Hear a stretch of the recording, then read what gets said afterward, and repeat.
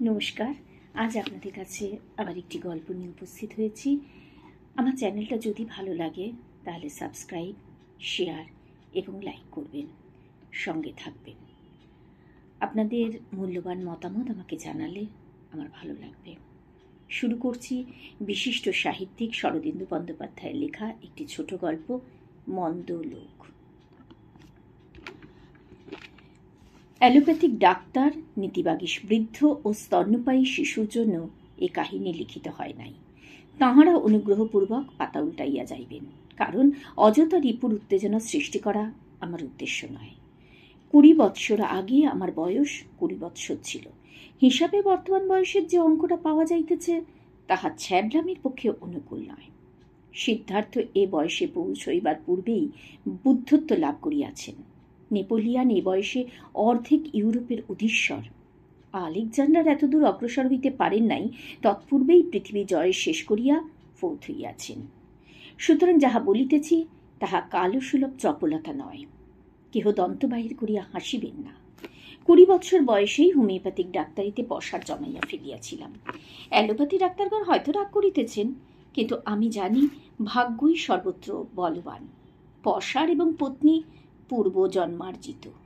পৌরুষ বা বিদ্যার বলে তাহাদের সংগ্রহ করা যায় না। যদি যাইত, পিসি ও বিসি রায় অত্যপি অনুরও কেন? আরম্ভে অনেকগুলি বড় বড় লোকের নাম করিয়া গল্পটাকে শোধন করিয়া লইলাম। সংকোচও অনেক কাটিয়াছে, অতএব শুরু করিতে পারি। ছোট্ট একটা শহরে ব্যবসা আরম্ভ করিয়াছিলাম। তখনও বিবাহ করি নাই। ছোট্ট একটি বাসায় একাকী থাকিতাম, সপাকাহার করিতাম এবং বিশস্য বিষমৌসম এই তত্ত্ব ফলত সার্থক করিয়া তুলিবার চেষ্টা করিতাম। সকাল বিকাল আমার ছোট ঘরটি নানা জাতীয় রোগীতে ভরিয়া যাইত। অধিকাংশই গরিব লোকের রোগের লক্ষণ বলিয়া অল্প মূল্যে ঔষধ কিনিয়া লইয়া যাইত। কদাচিৎ দুই একটি সম্পন্ন ব্যক্তির বাড়ি থেকে ডাক পাইতাম। মোটের উপর ভালোভাবেই চলিতেছিল। টাকা যত না হোক সুনাম অর্জন করিয়াছিলাম। একদিন সকালবেলা রোগীর ভিড় হালকা হইয়া গেলে লক্ষ্য করিলাম ঘরের কোণে একটি স্ত্রীলোক একখানা ময়লা চাদর মুড়ি দিয়া বসিয়া আছে। ঘর যখন একেবারে খালি হইয়া গেল তখন সে আস্তে আস্তে উঠিয়া জোর হাতে আমার চেয়ারের পাশে এসে দাঁড়াইল। সপ্রশ্ন চোখে তাহার পানে চাইলাম।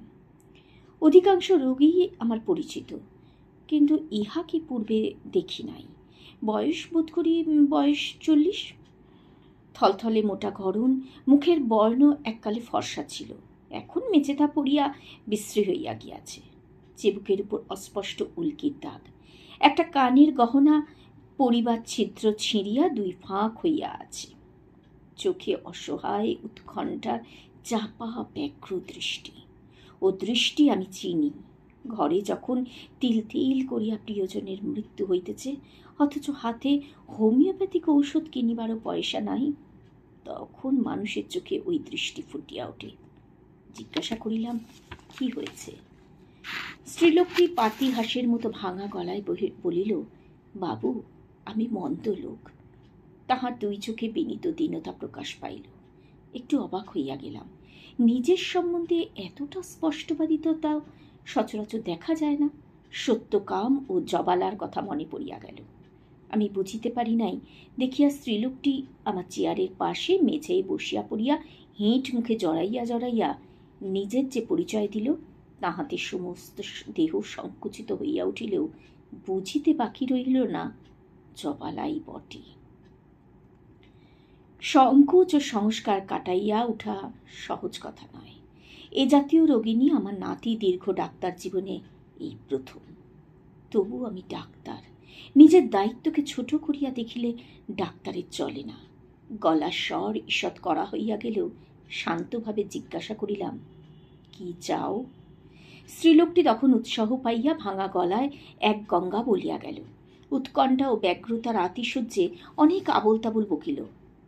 তাহার কথার নির্যাসে এই, পাপ ব্যবসায়ের একমাত্র মুনাফা একটি কন্যা লইয়া সে যৌবনের প্রান্তে আসিয়া দাঁড়াইয়াছিল। টাকা করি কিন্তু রাখিতে পারে নাই। 2-4খানা গহনা যাহা ছিল তাহারই সাহায্যে কন্যার যৌবন প্রাপ্তি পর্যন্ত কষ্টে সৃষ্টে কাটাইয়া দিবে ভাবিয়াছিল। কিন্তু মা মঙ্গলচণ্ডী তাহাতে বাদ সাধিয়াছেন। কন্যাটির বয়ক্রম এখন 13 বৎসর। গত 1 বৎসর ধরিয়া সে কোনো দুশ্চিকিৎস রোগে ভুগিতেছে। শহরের সকল ডাক্তারই একে একে চিকিৎসা করিয়া দেখিয়াছেন, কিন্তু কিছুই করিতে পারেন নাই। স্ত্রীলোকটির গহনা সবই ফুরাইয়া গিয়াছে, ডাক্তারেরাও হাল ছাড়িয়া দিয়াছেন। এখন আমিই ভরসা। বিবৃতি শেষে স্ত্রীলোকটি ব্যাকুলভাবে বলিল, বাবু, আমার আর কিচ্ছু নেই, নিজে খেতে পাই না সে যাক, কিন্তু রোগা মেয়েটাকে খেতে দিতে পারি না। আমরা মন্দ লোক, কেউ আমাদের পানে মুখ তুলেও চায় না। আপনি দয়া করুন, ভগবান আপনার ভালো করবেন বলিয়া অসহায়ভাবে কাঁদিতে লাগিল। ভগবানের ভালো করিবার ক্ষমতা সম্বন্ধে যদিও আমার খুব উচ্চ ধারণা নাই, তবু কেন জানি না এই ঘৃণিতা নারীটার প্রতি দয়া হইল। বিশেষত যে রোগীকে শহর শুদ্ধ ডাক্তার জবাব দিয়াছে, তাহাকে যদি বাঁচাইয়া তুলিতে পারি। নিজের কৃতিত্ব দেখাইবার প্রলোভন ছোট বড় অনেক নৈতিক ও লৌকিক বাধা উল্লঙ্ঘন করিয়া যায়। আমি বিনা পারিশ্রমিকে মেয়েটার চিকিৎসা করিতে সম্মত হইলাম। এমনকি গাঁটের কড়ি খরচ করিয়া ভাড়াটে গাড়ি ডাকিয়া তাহাকে দেখিয়াও আসিলাম। কুৎসিত পল্লীর কুৎসিততম প্রান্তে একটা খোলার ঘর। দৈন্য যে চরম সীমায় পৌঁছিয়াছে, তাহা একবার দৃষ্টিপাত করিলে আর সন্দেহ থাকে না। কতকগুলো ছেঁড়া কাঁথা ও চটের মধ্যে মেয়েটা পড়িয়া আছে। কাঠির মতো সরু হাত পা, গলাটি নখে চিরিয়া আনা যায়। গায়ের চামড়া কুচকাইয়া চামচিকার মতো হইয়া গিয়াছে। চর্মাবৃত কঙ্কাল বলিলেই হয়। যথার্থ বয়স জানা না থাকিলে 9-10 বছরের মেয়ে বলিয়াই ভ্রম হইত। পরীক্ষা করিয়া দেখিলাম কঠিন রোগ, ম্যারাসনাস। তাহার উপর পুষ্টিকর খাদ্যের অভাব। যেরূপ অবস্থায় পৌঁছিয়াছে, তাহাতে বাঁচার সম্ভাবনা খুবই কম। আমার মুখে চোখে বোধ হয় মনের ভাব প্রকাশ পাইয়াছিল। মেয়েটা রোগ বিষাক্ত অচঞ্চল সর্পচক্ষু মেলিয়া আমার পানে চাহিয়া রহিল। ঔষধের ব্যবস্থা ও পথ্যের জন্য একটা টাকা স্ত্রীলোকটির হাতে দিয়া ফিরিয়া আসিলাম। মনে হইতে লাগিল টাকা ও পরিশ্রম দুই জলে পড়িল। অতঃপর স্ত্রীলোকটি রোজ আসে, কখনো ঔষধ, কখনো নির্গুণ বড়িদি, মাঝে মাঝে 2-1 টাকাও দিতে হয়। স্ত্রীলোকটি মুখ কাচুমাচু করিয়া দিনভাবে গ্রহণ করে। ভালো করিয়া কৃতজ্ঞতা জ্ঞাপন করিতেও পারে না। ভাঙা গদগদ স্বরে বলে, বাবা, ভগবান আপনাকে রাজা করুন। 1 মাস যখন মেয়েটা টিকিয়া গেল, তখন আমি নিজেই আশ্চর্য হইয়া গেলাম। স্ত্রীলোকটি হাত জোর করিয়া বলিল, বলতে সাহস করি না বাবা, কিন্তু আর একবার যদি পায়ের ধুলো দেন। আজ মঙ্গলবার খুঁড়ব না, কিন্তু আপনার ওষুধে কাজ হয়েছে, ঋতুরানী আমার বাঁচবে। দেখিয়া আসিয়া আমিও বুঝিলাম ঋতু বাঁচিবে। একটা মানুষকে যতই ঘৃণ্য হোক, জমের মুখ হইতে ফিরিয়া আনিয়াছি ভাবিয়া বড়ই আনন্দ হইল। নিজের শক্তির উপর শ্রদ্ধাও বাড়িয়া গেল।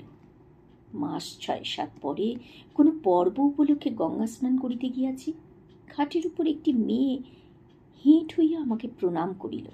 নিটোল স্বাস্থ্যবতী কিশোরী, গায়ের রং বেশ ফর্সা, মুখখানি বন্ধ নয়। সদ্য স্নান করিয়া ভিজা চুলে আমার বিস্তৃত চোখের সম্মুখে দাঁড়াইল। চিনিতে পারিলাম না। সে একটু ঘাড় মাকাইয়া লজ্জিত চক্ষু নত করিয়া মৃদুস্বরে বলিল, আমি ঋতু। নিজের কৃতিত্বের জাজ্জল্যমান প্রমাণ চোখের উপর দেখিয়া প্রচুর আনন্দ হইবার কথা, কিন্তু আমার মনটা হঠাৎ খারাপ হইয়া গেল। সমস্ত দিন ধরিয়া তাহার গৃহস্থ কন্যার মতো সলজ্জ কোমল মূর্তিটি চোখের সামনে ভাসিতে লাগিল, আর মনে হইতে লাগিল তাহাকে না বাঁচাইলেই বোধ হয় ভালো হইত। গল্প এইখানেই শেষ হওয়া উচিত, কিন্তু আরেকটু যে বাকি আছে সেটুকু বলিতেই হইবে, সংকোচ করিলে চলিবে না। সেই দিন সন্ধ্যাবেলা ঋতুর মা অনেকদিন পরে আমার কাছে আসিল। মনটা খারাপ হইয়াই ছিল, তাহার উপর সে যে প্রস্তাব করিল, তাহার ব্রহ্মরন্ধ্র পর্যন্ত আগুন জ্বলিয়া উঠিল। ইহাদেরও নাকি নানা প্রকার শাস্ত্রীয় বিধিবিধান আছে, ঘটা করিয়া কার্যারম্ভ করিতে হয়। ঋতুর শুভ বলিদান কার্যটা আমার মতো সৎপাত্রের দ্বারাই ঋতুর মাতা সম্পন্ন করাইতে চায়। অজস্র গালাগালি দিয়া অকৃতজ্ঞ পতিতা স্ত্রীলোকটাকে তাড়াইয়া দিলাম। সে ভীত নির্বোধের মতো মুখ লইয়া ধীরে ধীরে চলিয়া গেল। আমার অসংযত উষ্মার কারণটাই যেন বুঝিতে পারিল না। তারপর 20 বৎসর কাটিয়া গিয়াছে। আমার বয়স এখন 40। সেদিনের কথা স্মরণ হইলে মনে হয় ঋতুর মাতা মন্দ লোক ছিল বটে, কিন্তু বোধহয় অকৃতজ্ঞ ছিল না।